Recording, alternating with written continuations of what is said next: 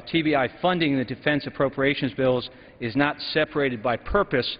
That it's our understanding that the Department uses the overall funding for traumatic brain injury research for authorized purposes. And is that is our understanding correct, Mr. Chairman? Would the gentleman yield? I'd be honored to yield. The gentleman is correct. In this bill, the committee has provided an additional $125 million for TBI research. It's above the fully funded budget request of $415 million. And it has been our long-standing policy this increased funding is provided at the discretion of the Department. Historically, this subcommittee has provided increased funding for TBI research, but refrained from directing how that money should be spent, allowing the Department to prioritize how best to use that funding for authorized purposes. Reclaiming my time, I would yield back to the gentleman from New Jersey. Mr. Chairman, may I also clarify that should the authorization bill pass with this provision on post-acute guidelines, that the Department then has the needed amount of $1 million to really accomplish this objective which we have. Mr. Chairman, I would ask and request, as usual, your deepest cooperation, and no one has done more for our troops than you. Thank you. Would the gentleman yield? Yes, sir. I thank the gentleman. I would say to the gentleman that he is correct. Should the provision be carried on the final authorization bill, then the Department would have sufficient resources to fund the provision should they decide to, based on this appropriations bill. Thank you, Mr. Chairman. I yield back to my brother, Mr. Platts from Pennsylvania. Thank the gentleman for yielding, and I would just like to add my words of great thanks to Chairman Young, who's been a great leader in doing right by our men and women in uniform in all fashion, and especially those who have suffered traumatic brain injury. As a nation, we're indebted to you and your staff for your great leadership. And with that, I yield back, Mr. Chairman. Yield back, Mr. Chairman. Gentleman from New Jersey yields back his time. For what purposes, gentlelady from North Carolina rise? Mr. Speaker, I have an amendment at the desk. Clerk will designate the amendment.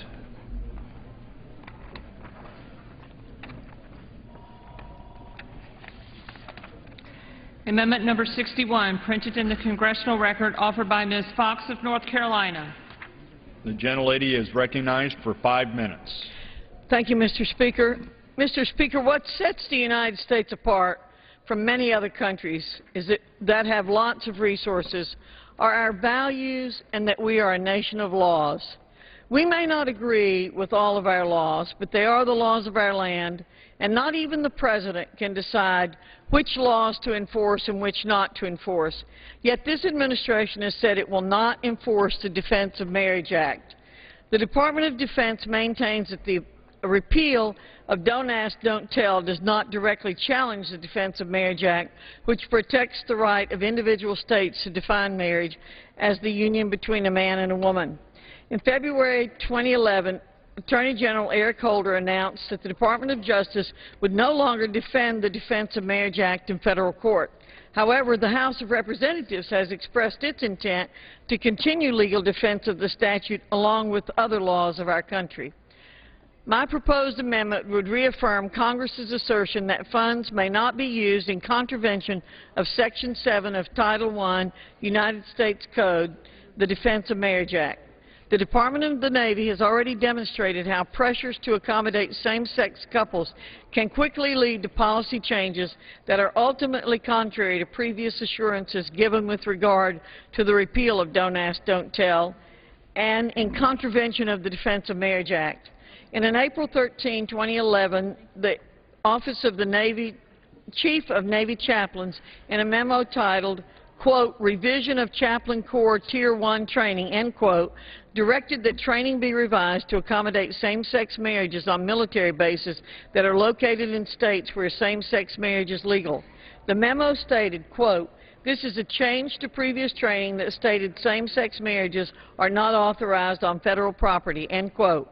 The memo further authorized the participation of a military chaplain in a same-sex civil marriage. Quote, if it is conducted in accordance with the laws of a state which permits same-sex marriages or unions, end quote, and if the chaplain is otherwise certified to officiate. This calls into question the intent of the Department of Defense with regard to compliance with existing federal law under the Defense of Marriage Act. Congress should establish policy guidance on this issue that will cover numerous contingencies and unexpected situations in the future. It is irresponsible for the Department of Defense to dismiss all concerns about issues involving marriage status by pointing to the existence of the Defense of Marriage Act. There's no contingency plan to address this issue should the federal courts invalidate the Defense of Marriage Act. In fact, the administration is inviting that very possibility. Federal court orders could suddenly overturn current policies of the Department of Defense, which is not likely to resist or oppose new directives that disregard the intent of the Defense of Marriage Act. Congress can and should enact a policy making it clear that Defense Department funds should not be used in ways that violate federal laws, including the Defense of Marriage Act.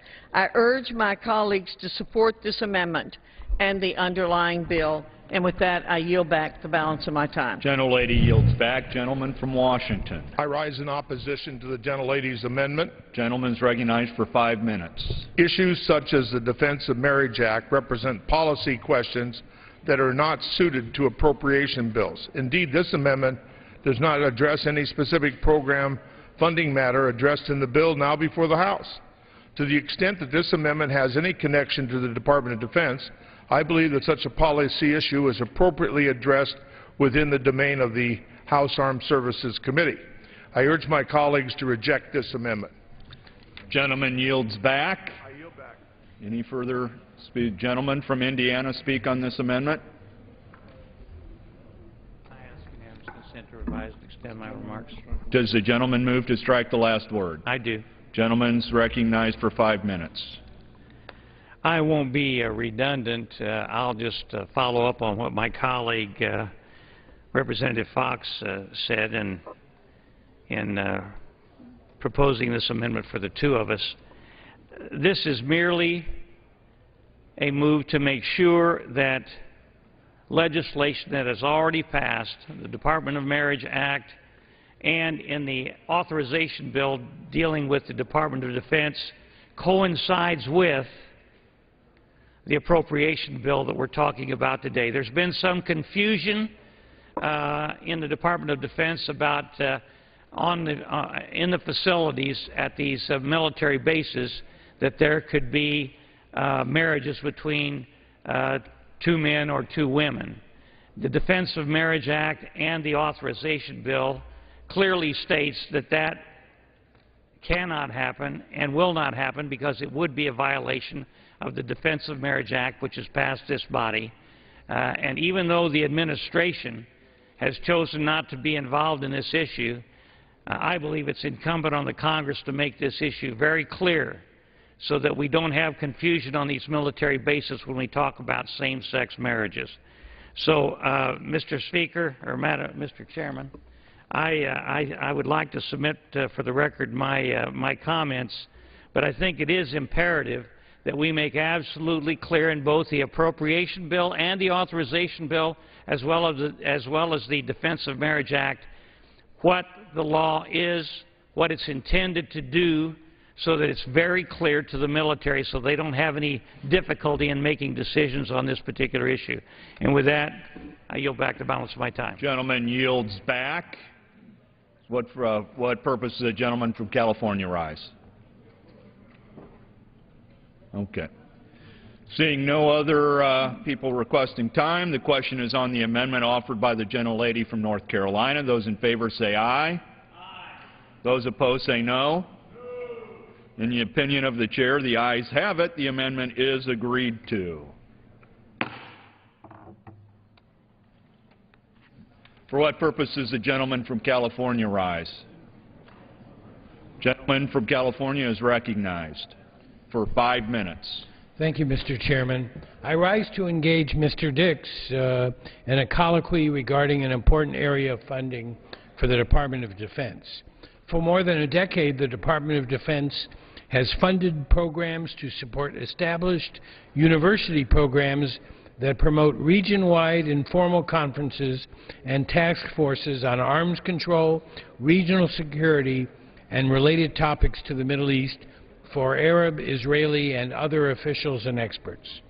These programs serve an important national security objective, fostering an alternative means of dialogue and engagement in an area of unparalleled significance to the United States. I know of one such program in Los Angeles, and I urge the Department to continue funding such programs. And I'd be happy to yield to the ranking member for his thoughts on this issue.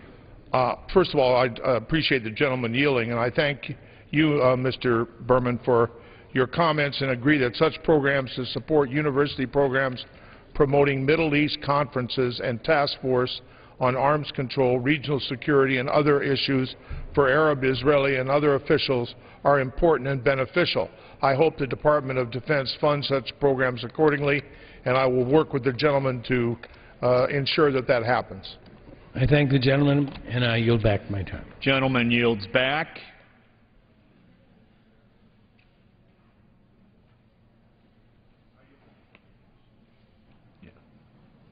Nobody stands. Versus the gentleman from Maine rise. I have an amendment at the desk. The gentleman is recognized for 5 minutes. Clerk will designate the amendment. Amendment number 64, printed in the congressional record, offered by Mr. Michaud of Maine.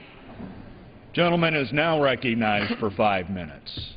Thank you, Mr. Chairman. I rise today to offer an amendment with Mr. Kissel to ensure that no funds in this bill are spent in violation of the Berry Amendment. The Berry Amendment requires DOD to procure certain categories of products from American manufacturers, including food, clothing, fabrics, stainless steel, and certain tools. It was enacted to ensure that the United States troops wore military uniforms made in the USA and to ensure that U.S. troops were fed American-made food. The Berry Amendment has been on the books for 70 years, yet in recent years some in Congress have tried to weaken it. At a time of 9% unemployment and when employment in the U.S. manufacturing sector is on the decline, it is more important than ever for Congress to reiterate its support for existing law that promotes domestic procurement. I urge my colleague to support American manufacturing and to promote American food and uniforms for our troops by voting for the Michaud-Kissel amendment. And at this time, I yield to Mr. Kissel the remainder of my time. I'd like to, Mr. Chairman, I'd like to thank my colleague for yielding to me. And for 70 years, as my colleague pointed out, the Berry Amendment has served this nation well. It has given our fine military forces the best of American-made equipment, and it has guaranteed the American people the opportunity to make that equipment. It is a matter of national security, and it should not be a matter, as the intent of Congress has been clear for 70 years, it shouldn't be a matter of us standing up to have to reaffirm this amendment. But as my colleague said, that there has been efforts made to weaken the Berry Amendment, to get around the Berry Amendment, and we simply want to remind the old folks involved that the Berry Amendment is the intent of Congress. It has been the law for 70 years, and we need to continue with that. Any funds that are being spent should be spent in total compliance with the Berry Amendment. With that, I yield back. Gentleman yield. Does the gentleman from Maine? Yes, yield to the good chairman. And I thank the gentleman for yielding, and I would just like to advise him that we're prepared to accept this amendment. I thank the chairman very much. Thank you, I yield Mr. back the balance. The gentleman yields back. Therefore, the question is on the amendment offered by the gentleman from Maine. Those in favor say aye. Those opposed, no. In the opinion of the chair, the ayes have it. The amendment is agreed to. For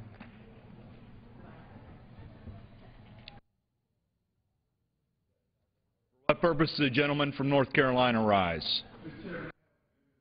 The clerk will designate the amendment.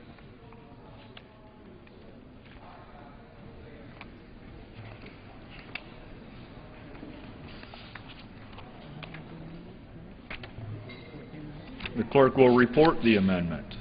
Amendment offered by Mr. Kissel of North Carolina. At the end of the bill, before the short title, insert the following section. None of the funds made available by this act may be used to enter into a contract memorandum of understanding or cooperative agreement with, or provide a loan or loan guarantee to any United States commercial air carrier if that contract, memorandum of understanding, cooperative agreement, loan or loan guarantee allows the air carrier to charge baggage fees to any member of the armed forces who is traveling on official military orders and is being deployed overseas or is returning from an overseas deployment. The gentleman from North Carolina is recognized for 5 minutes. Thank you, Mr. Chair. Mr. Chairman, this is a very simple, to-the-point amendment. We've heard recently about members of our armed services traveling on official military business being charged excess baggage fees by our commercial airlines here in the United States. This amendment would not make any funds available for entering into any contracts, memorandums of understanding, cooperative agreements, loans, or loan guarantees with any United States commercial airlines where those contracts, memorandums of understanding, cooperative agreements, loans, or loan guarantees would allow for excessive baggage fees for any member of the armed services traveling on official military business. Our folks, when they're traveling and protecting our nation, shouldn't have to worry about this, and we as a nation shouldn't have to pay extra fees beyond the millions upon millions of dollars that we already pay to these airlines. This just should be business as usual, and I encourage all my colleagues to vote in support of this amendment. The gentleman yield back his time. The gentleman, I yield back my time. Gentleman yields back. Gentleman from Florida, for what purpose do you rise? Mr. Chairman, I rise to strike the last word. Gentleman is recognized for 5 minutes. Mr. Chairman, I rise in support of this amendment. You know, our troops and their families are being asked to make sacrifice after sacrifice after sacrifice. We should be at a point of trying to make things better for them, make things easier for them. And I would say that one of the things that we can do is to adopt a gentleman's amendment to at least give them some relief when they're coming back from the war that we sent them to without charging them extra money to get back home with their belongings. And I applaud the gentleman for offering this amendment, and I rise in strong support. Chairman, yield. I yield. I too agree with the chairman. This is one of those situations where I think we have to step in and take action for our troops, and this is a good amendment, and I urge its adoption. Does the gentleman from Florida yield back? Gentleman yields back. No further speakers. The question is on the amendment offered by the gentleman from North Carolina. Those in favor say aye. Those opposed, no. In the opinion of the chair, the ayes have it. The amendment is agreed to.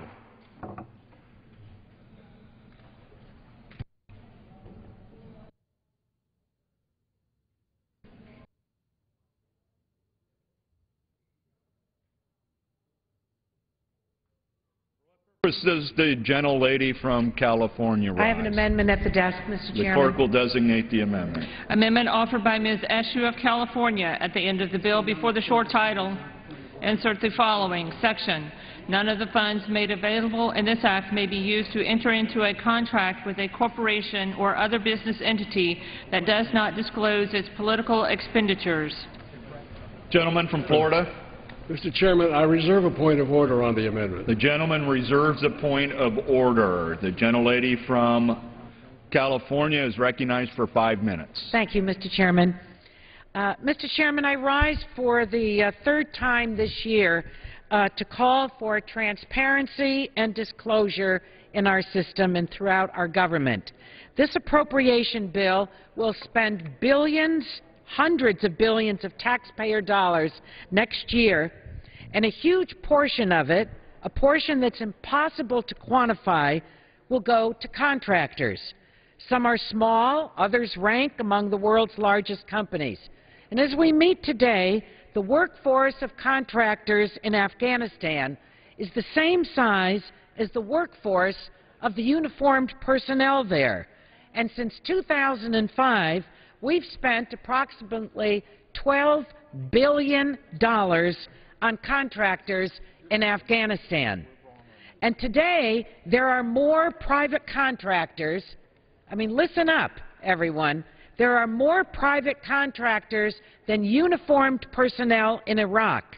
And we've spent $112 billion on contractors in Iraq since 2005. The federal government does business with thousands of contractors who receive billions of dollars in taxpayer money.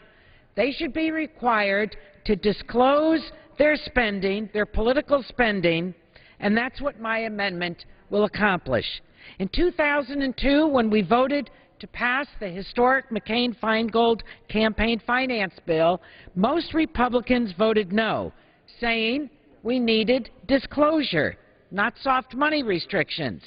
They said we needed to put spending out in the open and let the voters assess it. Today, when the President proposes requiring contractors to simply disclose their spending and not to limit it, Republicans are up in arms. They say it will politicize the contracting process. But when contractors can spend money in elections, the contracting process is already politicized. My amendment is modest, and it's simple. It will bring this information out into the open and let the public decide for themselves. The public deserves to know what happens with their tax money. Mr. Chairman, this is not a revolutionary idea. For the last 17 years, the SEC requires bond dealers to limit their campaign contributions to the officials in the cities that issue bonds. It requires them to disclose their contributions, providing the public with transparency. The rule was challenged and upheld in court, and my amendment really adheres to the same principle. To quote Senator Mitch McConnell from 2003, quote, "Why would a little disclosure be better than a lot of disclosure?" I agree with Senator McConnell. With public dollars come public responsibilities. Disclosure would fulfill this responsibility. So I urge my colleagues to support this, and I yield back the balance of my time. Does the gentleman from Florida insist on his point of order? Mr. Chairman, I make a point of order against the amendment because it proposes to change existing law and constitutes legislation on an appropriations bill, therefore violating Clause 2 of Rule 21. That rule states in pertinent part, an amendment to a general appropriations bill shall not be in order if changing existing law. This amendment requires a new determination. And I ask for a ruling from the chair. Does any member wish to speak on the point of order? Seeing none, the chair is ready to rule. The chair finds that this amendment includes language requiring a new determination of whether certain political contributions were disclosed. The amendment therefore constitutes legislation in violation of Clause 2 of Rule 21. The point of order is sustained and the amendment is not in order.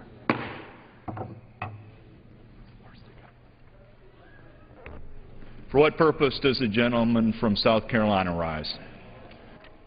Clerk will report the amendment. Amendment offered by Mr. Mulvaney of South Carolina. At the end of the bill, before the short title, insert the following section. The total amount of appropriations made available by this act is hereby reduced by $17,192 million, not to be derived from amounts of appropriations made available by Title IX. The gentleman from South Carolina is recognized for 5 minutes. Thank you, Mr. Chairman. By way of brief summary, this amendment would freeze the base Department of Defense funding at 2011 levels. It's roughly a $17 billion reduction, or a 3% reduction over the bill that's currently before us. Again, it takes it back to the 2011 levels that we passed just recently in H.R. 1 during the continuing resolution debate. This is not, Mr. Chairman, a new idea. It's not even my idea.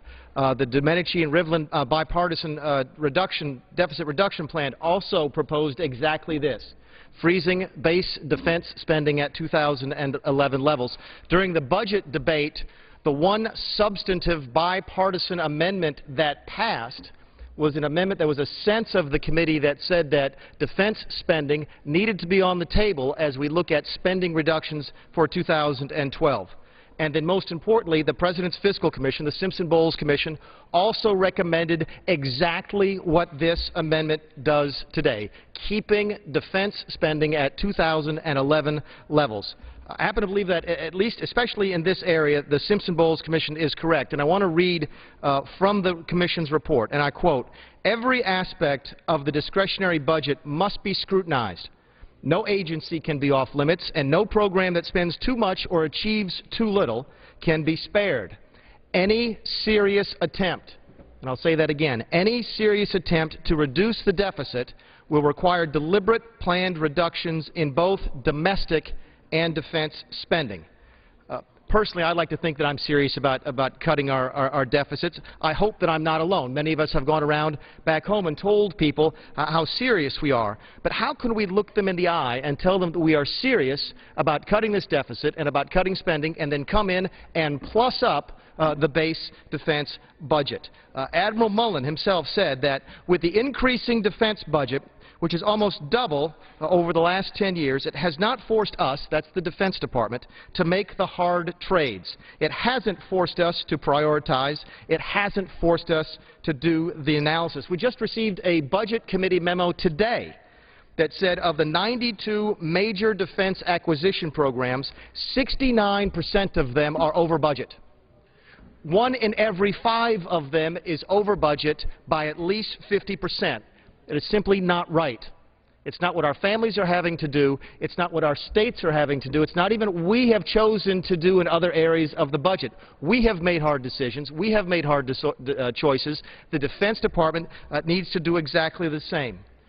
This amendment will not in any way limit our national defense capabilities. It will not put a single soldier at more risk. It simply holds defense spending exactly where we were 3 months ago when we approved the CR.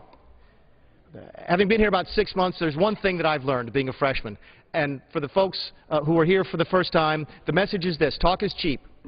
Talk is especially cheap. It's very easy for us to go home and tell folks how important it is to cut spending, how serious we are about cutting spending, but nothing sends the message that we are really serious about it like cutting spending on something that is important to us. It's easy to cut things that we don't like. It is hard to cut things that are important to us. And defense spending is critically important to me and to the folks of this nation and to the folks of South Carolina. But if we are going to send a message that we are really serious about cutting spending, then everything needs to be on the table.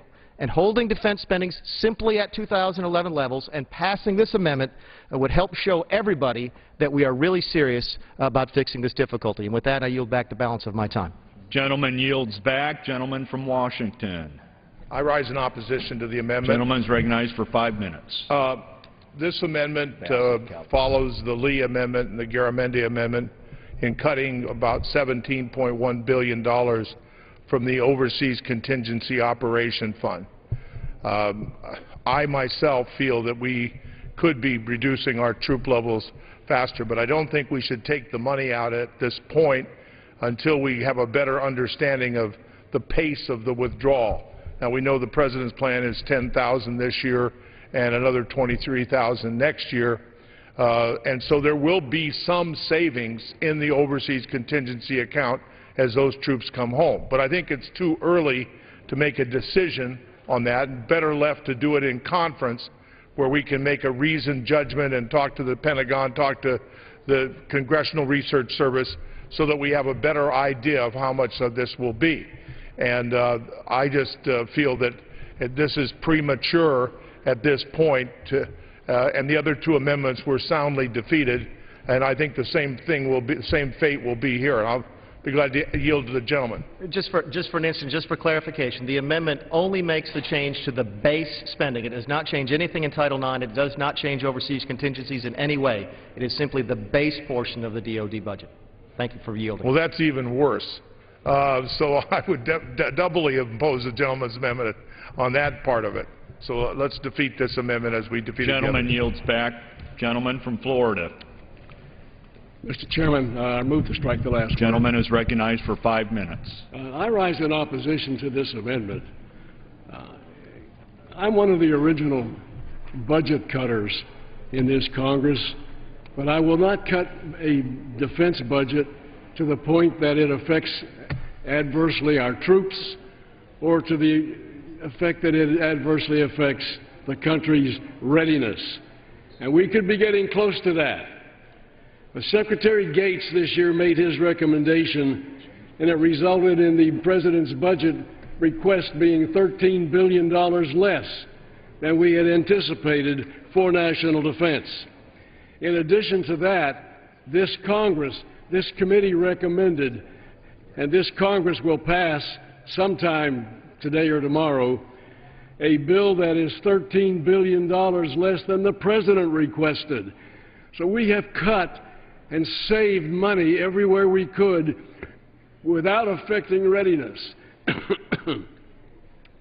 and without affecting an adverse effect on our troops. Now, if we start cutting too deep, and we were careful in the way that we reduced this $9 billion, very careful. We don't want to see that we have to cancel training for returning troops. We don't want to have to cancel Navy training exercises. We don't want to have to slow down or reduce Air Force flight training. We don't want to delay or cancel maintenance of aircraft, ships, and vehicles. We don't want to delay important safety and quality of life repairs to facilities and to military barracks. Because if we do those things, we are affecting our readiness. Training relates to readiness.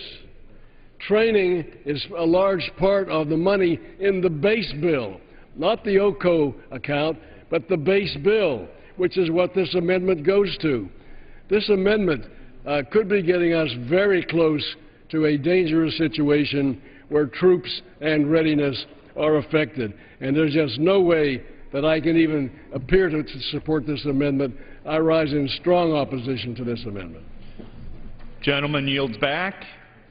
No further speakers. The question is on the amendment offered by the gentleman from South Carolina. Those in favor say aye. Those opposed say no. In the opinion of the chair, the noes have it. The amendment is not agreed to. For what purpose does the gentleman rise? I ask for a recorded vote. Gentleman asks for a recorded vote. Pursuant to Clause 6 of Rule 18, further proceedings on the amendment offered by the gentleman from South Carolina will be postponed. For what purpose does the gentlelady from California rise? Mr. Chair, I have an amendment at the desk. The clerk will designate the amendment. Amendment number 71, printed in the congressional record, offered by Ms. Bass of California. The gentlelady from California is recognized for 5 minutes. Mr. Chair, this bipartisan amendment is simple. It prohibits the Defense Department from being used to engage in or facilitate human trafficking. Thousands of private contracting defense firms, including some of the industry's biggest names, such as DynCorp International and Halliburton subsidiary KBR, have been linked to trafficking-related incidents. Thousands of nationals from impoverished countries are lured by the promise of good jobs, but sometimes end up victims of scams that leave them virtual slaves with no way to return home or seek legal recourse. Despite this, allegations against federal contractors engaged in illegal labor practices ranging from contract worker smuggling to human trafficking in Iraq and Afghanistan continue to surface in the media. A recent New Yorker article illustrates the urgent need for this amendment.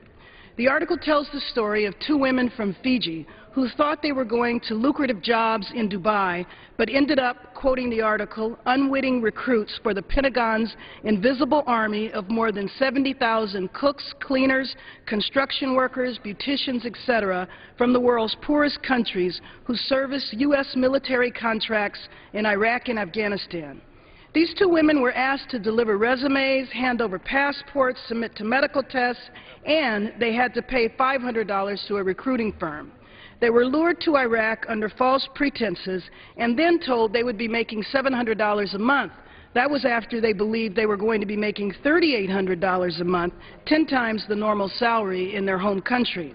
What they didn't realize was that they were contracted to work 12 hours a day, 7 days a week. They were also victims of sexual harassment and assault. After complaining, they were sent off base for making trouble and held for a month while their passports and ID badges were confiscated by the subcontracting company. The company that hired them was initially reprimanded, but still operates in Fiji and still has a contract with the U.S. military. Meanwhile, allegations against federal contractors engaged in commercial sex and labor exploitation continue. Mr. Chair, I'd like to yield to the gentlelady from New York. Thank you. The gentlelady from California must remain on her feet. Okay. I move to strike the last word, and I rise in strong support of this amendment, which will prevent U.S. taxpayer dollars from being used to facilitate human trafficking and labor abuses on U.S. military bases. As co-chair of the Bipartisan Congressional Caucus on Trafficking, I am particularly concerned that workers from South Asia and Africa are being trafficked to work on U.S. military bases, and that U.S. taxpayer dollars are spent to unlawfully lure and transport them to work in extreme conditions.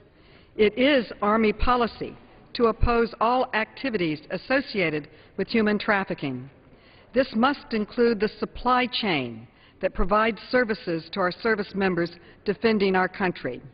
We must have strong oversight over our contracting system to ensure that it is free from human rights abuses, and this amendment works toward that end. I urge my colleagues to join us in fighting human trafficking in support of this amendment. And I yield back to you.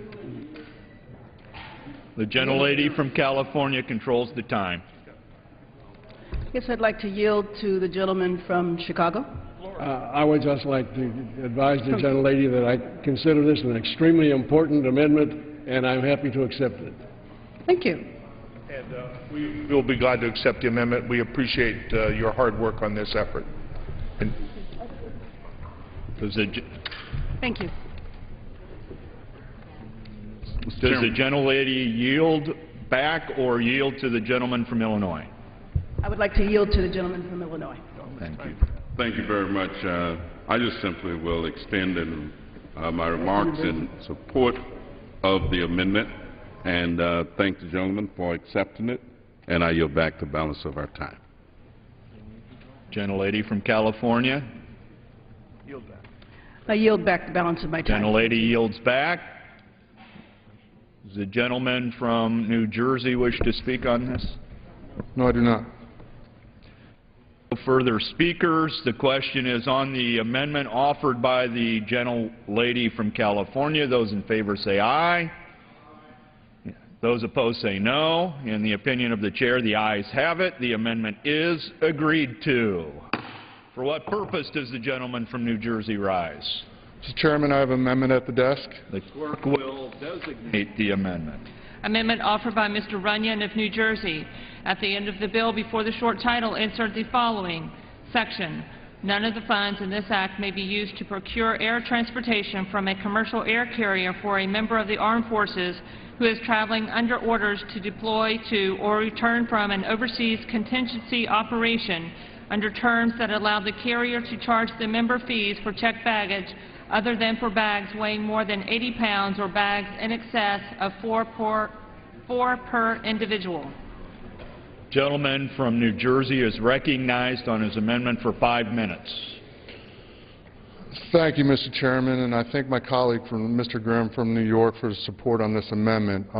Mr. Chairman, I rise today in support of the Runyon-Grimm amendment, which seeks to address the excess baggage fees being charged to service members deploying or returning from an overseas contingency operation.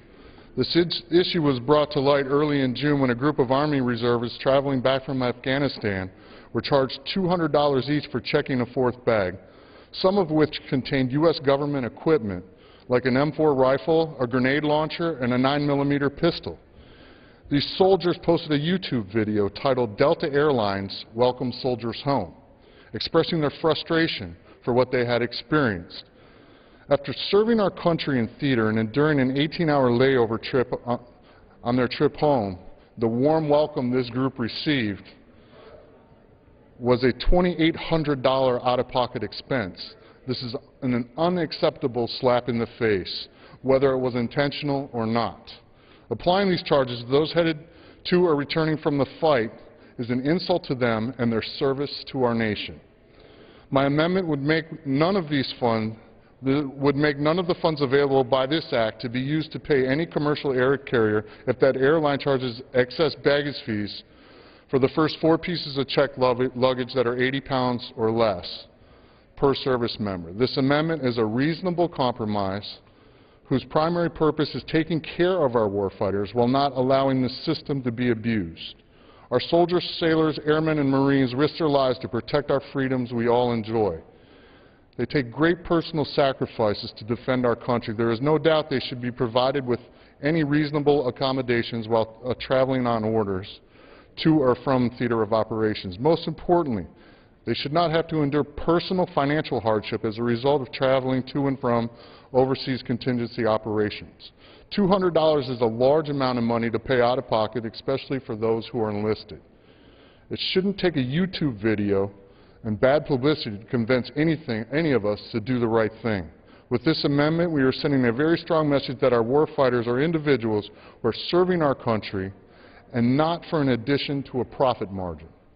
The amendment is endorsed by the VFW and the National Guard Association of America, and I hope all my colleagues will stand with me in support of our soldiers, sailors, and airmen and Marines by voting in favor of this amendment, and I yield back the balance of my time. Gentleman from Florida, for what purpose do you rise? Mr. Chairman, I move to strike the last word. Gentleman's recognized for 5 minutes. Mr. Chairman, I rise to thank the gentleman for the hard work that he's done on this amendment, to associate myself with his comments because I agree with everything that he said strongly, and I'm happy to accept the amendment. And I yield back. Does the gentleman yield back? Seeing no further people rising, the question is on the amendment offered by the gentleman from New Jersey. Those in favor say aye. Those opposed, no. In the opinion of the chair, the ayes have it. The amendment is agreed to. Absolutely. For what purpose does the gentleman from California rise? I have an amendment at the desk. The clerk will designate the amendment. Amendment number 8, printed in the congressional record, offered by Mr. Sherman of California. Gentleman is recognized on his amendment for 5 minutes. I ask the clerk to read the amendment. Clerk will read the amendment. Without objection, so ordered. At the end of the bill, before the short title, insert the following section. None of the funds made available by this act may be used in contravention of the War Powers Resolution 50 U.S.C. 1541. The gentleman is recognized for 5 minutes. I had the clerk read the amendment to show how short and how simple it is. It simply says that none of the money appropriated in this bill can be used to violate the War Powers Resolution, which is the law of the land found in Title 50.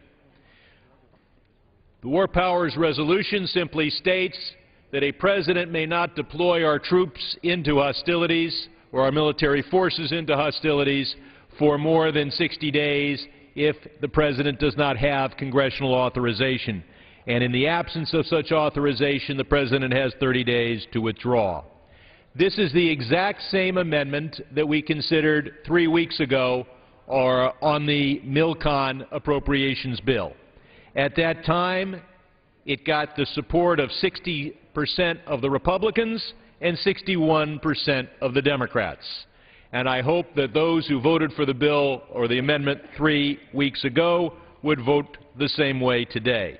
I hope to be able to persuade a few who voted the other way last time. This amendment is important even if we weren't engaged in Libya at all, because for the last several administrations, presidents have been captured by the siren song of extremist lawyers who are part of the permanent executive branch. They tell the president that the President of the United States, acting alone, can deploy our troops into hostilities for unlimited duration, for any purpose, and in any quantity any assets can be deployed. We are told that there are no limits on the President's power as Commander-in-Chief. Well, the War Powers Act says otherwise, and it is the law of the land. Now, these extremist attorneys in the executive branch have gone a little further. They've added insult to injury by floating the idea that a resolution by NATO, the Arab League, or the United Nations can substitute for an authorization from both houses of Congress. Or they have said that briefing the leadership of Congress is a substitute for enacting an authorization. But even the most extremist attorneys in the executive branch admit we have the power of the purse, and we can prevent the funds provided by this appropriations bill from being used to violate the War Powers Act. If we were to do otherwise, we would be abdicating our own responsibility. For if Congress habitually appropriates funds knowing that they will be used to violate the law of the land, then we would be complicit in undermining democracy and the rule of law here in the United States. Now, we on this side admire the President of the United States. But even if you would grant this President unlimited power to deploy unlimited forces for unlimited duration, if you ignore the War Powers Act today, you are granting that power to the next President. And those of us who are in good health will all live to see a President that we disagree with. And even if you agree with exactly what's happening in Libya, it is important that we draw a line and say that the conduct of our foreign policy must be consistent with U.S. law. Now, as a practical matter, this President has taken the extreme position that we are not engaged in hostilities in Libya. So what will be the practical effect of this amendment? First, I think he will reconsider that decision because I think the lawyers behind it took refuge in the belief that the War Powers Act was somehow not binding on the administration. With this amendment, the War Powers Act is binding because we do have the constitutional right to limit the use of funds. Furthermore, at a minimum, this amendment would prevent the President from deploying regular ground forces to Libya. Now, I realize he doesn't intend to do that at this time, but clearly this President could not claim that armored divisions deployed in a war zone were not engaged in hostilities. So the minimum practical effect of this amendment is to limit presidential power to what is going on now and not to introducing major combat operations. Now, I support a limited effort to bring democracy and the rule of law to the people of Libya. That's not what this amendment is about. This amendment is about democracy and the rule of law here in the United States. I think that if we pass this amendment, and if we can get the Senate to do likewise, that the President will come to Congress and seek an authorization for what is going on in Libya. And at that time, Congress will be able to influence our policy. I think we would insist on a legal limitation to limit our efforts to just air forces and perhaps ground rescue operations. I believe that we would insist that we have the right to review that policy every 3 or 6 months. I believe that we would insist that the $33 billion of Gaddafi assets, which have been frozen by the U.S. Treasury, be used to finance this operation instead of American taxpayer dollars. And I believe that we would insist that the rebels in Benghazi disassociate themselves from the al-Qaeda operatives in their midst and from the Libyan Islamic fighting group. But we can't insist on anything if we accept the view of extremist attorneys in the executive branch who view Congress as merely an advisory body. A review of the law and a review of the Constitution indicates that Congress has and should not be derelict in exercising a role in forming American foreign policy. Gentleman's time has expired. The gentleman from Washington, for what purpose do you rise? I rise in opposition to the gentleman's amendment. Gentleman's recognized for 5 minutes. Thank you. The amendment prohibits the use of funds in this bill to breach the War Powers Act. However, the proponents hope this language will compel the administration to change our response to the crisis in Libya. I oppose the amendment on 2 different grounds. First, the language of the amendment cannot possibly deliver what the proponents claim. Second, what the proponents hope to accomplish would harm the efforts of our allies working against our national interests and benefiting Gaddafi.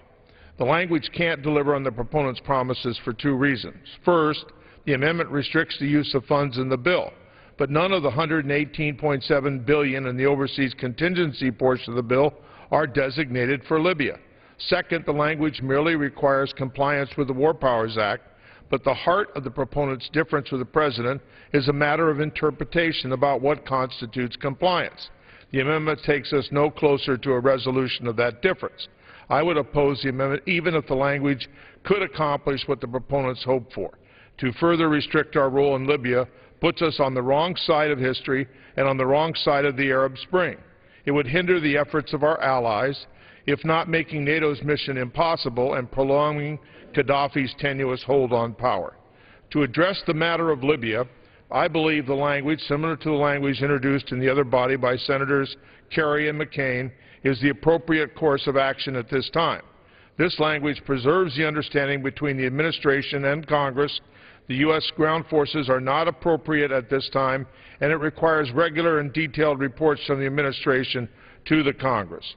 Now, I must say that I, too, agree that the President would always be better served, as President Bush did and President Clinton, to come to Congress to get approval of the authorization. But to unilaterally overturn an effort that includes NATO, the Arab League, and the United Nations, saying that this horrific act would take place against the people of Libya, is just, I think, a big mistake. And it would undermine U.S. foreign policy that's been consistent since 1949 when NATO was established. So I urge a no vote on this amendment. It's back. I yield back my time. No further speakers, and for the question is on the amendment offered by the gentleman from California. Those in favor say aye. Aye. Those opposed say no. In the opinion of the chair, the noes have it. On that, I request a recorded vote. Gentleman requests a recorded vote pursuant to Clause 6 of Rule 18. Further proceedings on the amendment offered by the gentleman from California are postponed. For what purpose does another gentleman from California rise? Mr. Chairman, I rise in support of my amendment, which is at the desk. The clerk will report the amendment. Amendment offered by Mr. Rohrabacher of California. At the end of the bill, before the short title, add the following section. None of the funds made available by this act may be used to provide assistance to Pakistan. Gentleman is recognized for 5 minutes on his amendment. Mr. Chairman, again, I rise in support of my amendment, which states, as you have just heard, no funds in this bill may go to Pakistan. Pakistan is a country on which we have spent billions and billions of dollars.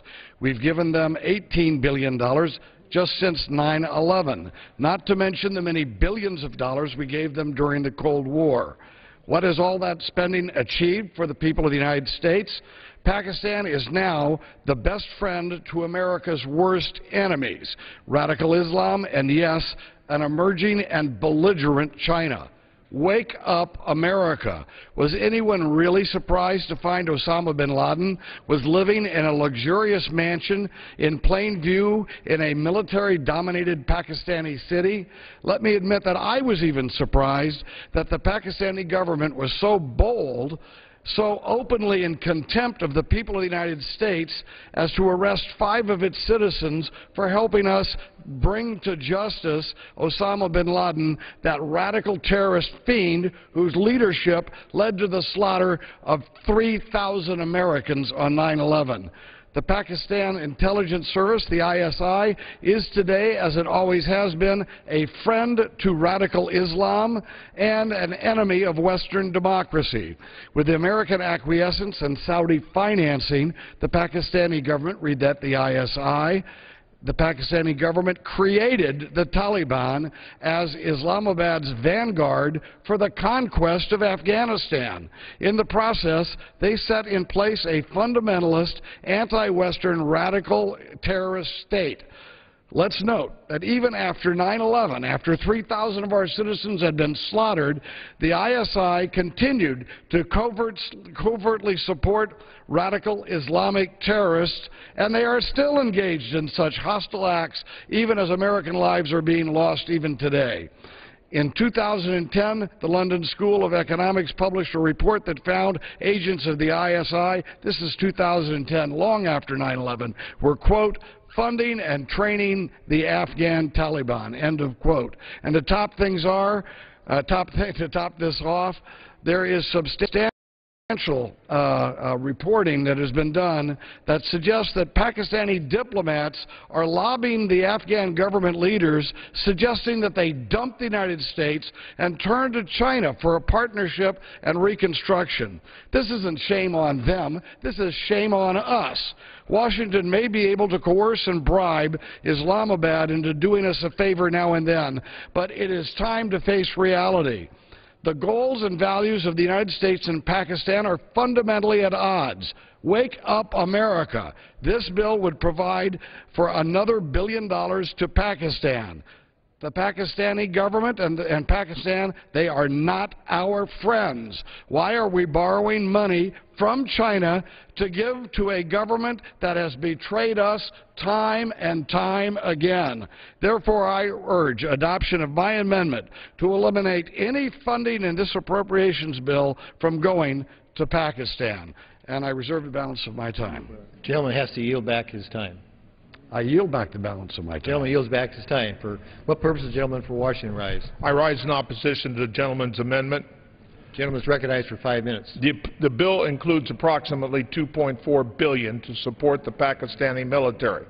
Of this amount, $1.1 billion is for the Pakistan Counterinsurgency Fund, and approximately $1.3 billion is provided through coalition support funds. The Pakistan Counterinsurgency Fund provides for the training and equipping of Pakistani forces specifically to aid U.S. counterterrorism objectives. Coalition support funds are used to reimburse the Pakistani military for operations which generally support U.S. counterterrorism objectives. In the wake of Osama bin Laden's killing by U.S. Special Forces, serious questions have arisen about Pakistan's reliability as a strategic partner. And I agree with the gentleman from California that this has raised serious questions here in the United States about the reliability of one of our partners, and also there's questions about the President Karzai in Afghanistan as well.